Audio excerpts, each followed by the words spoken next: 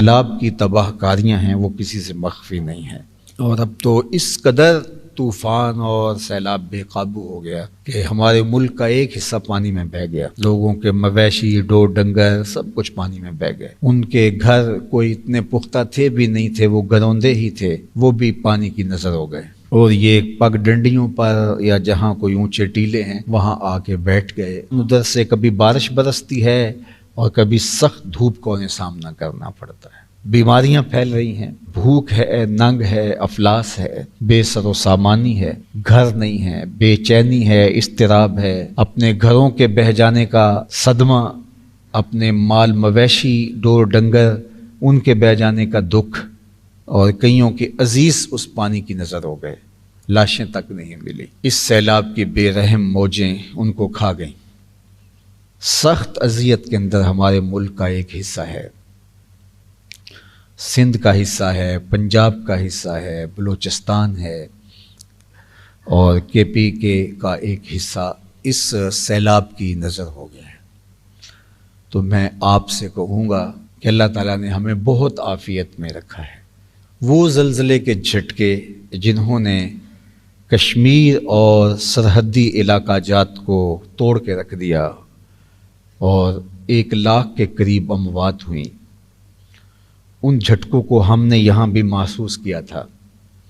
لیکن اللہ نے ہمیں عافیت میں رکھا۔ شدید بارشیں یہاں بھی ہوئی ہیں، لیکن اللہ نے ہمیں ان بارشوں میں سیلابوں سے محفوظ رکھا۔ تو یہ اللہ کا کرم ہے کہ اللہ نے ہمیں ہر مشکل میں اور ہر حالت میں اپنے فضل سے، اپنے کرم سے محفوظ رکھا ہے۔ یہ ہمارا کوئی کمال نہیں ہے، یا ہمارے کوئی اعمال ایسے نہیں ہیں کہ ان اعمال کی وجہ سے ہمارے اوپر یہ خاص کوئی رحمت ہو رہی ہے، اس کا محض کرم ہے کہ اس نے ہمیں عافیت میں رکھا ہے، ورنہ زلزلے کے جھٹکے 1 سیکنڈ میں سب کچھ نیست و نابود کر دیتے ہیں، اور سیلاب اور طوفان اور تیز آندیاں یہ کچے اور پکے مکان کچھ نہیں دیکھتے، سب کچھ اڑا کے لے جاتی ہیں۔ قرآن مجید کے اندر قوم عاد، قوم سمود، اہل مدین اور اصحاب الرس ساری کہانیاں موجود ہیں۔ مضبوط چٹانوں میں جنہوں نے اپنے گھر بنائے ہوئے تھے، اور کہتے تھے ہمارے نہ کچھ طوفان بگاڑ سکتے ہیں، نہ سیلاب ہمارا کچھ بگاڑ سکتے ہیں، لیکن پھر ان کے نام و نشان مٹ گئے۔ اللہ فرماتا ہے کھجور کیے گرے ہوئے تنوں کی طرح پڑے ہیں، کسی کو تیز ہوا نے، یا کسی کو سیلابوں نے، کسی کو زلزلوں نے آ لیا۔ تو میں آپ سب لوگوں سے عرض گزار ہوں کہ ان مجبوروں کے لیے ایک تو فوری دوائیوں کی ضرورت ہے، خوردنی اشیاء کی ضرورت ہے، اور ہماری وہاں جو دوست کام کر رہے ہیں ان سے بات ہوئی، انہوں نے کہا ان سب سے بڑھ کر کے خیموں کی ضرورت ہے، اور ان کے لیے جو ہے وہ